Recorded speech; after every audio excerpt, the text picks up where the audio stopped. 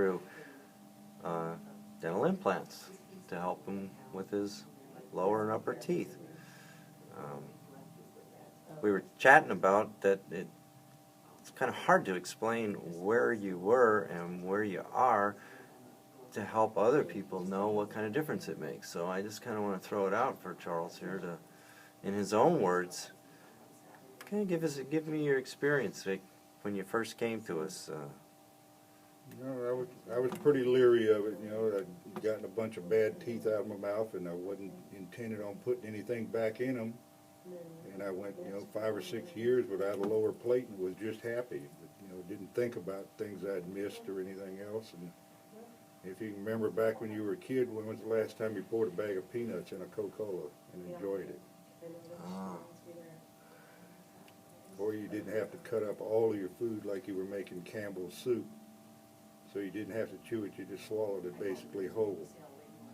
How good a 2-inch thick slab of steak tastes when you can chew it. So you were kind of in a spot with kind of the bad things that had happened, and you just sort of gave up on thinking that really anything could change that. And then I came along and I showed you something that I thought was kind of funny.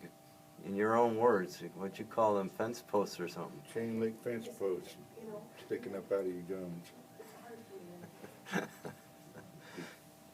Be careful of your tongue.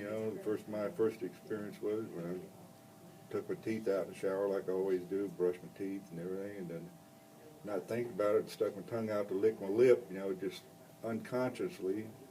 And here I was hanging on the fence post with face full of soap and no hands, nowhere to get it. What we're referring to is the little implants that we placed that needed to heal.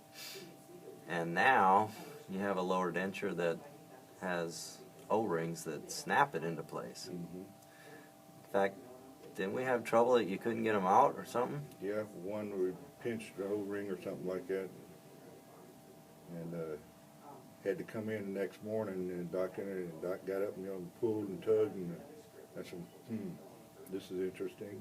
Teeth that won't come out. So it is nice to have teeth that snap into place. Yes, it is. Now, we don't want to say this because of folks that want to lose weight, but what was that you said about putting on some?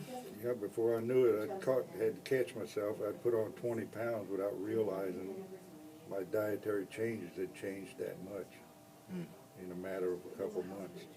Not thinking about it, just, everything you put in front of your face, you just throw it in, chew it up, and keep going, where you normally couldn't do before. That's fantastic. So now you just don't even generally have to think about adhesives and gooey stuff and teeth flopping and slipping? Nothing whatsoever. Wow.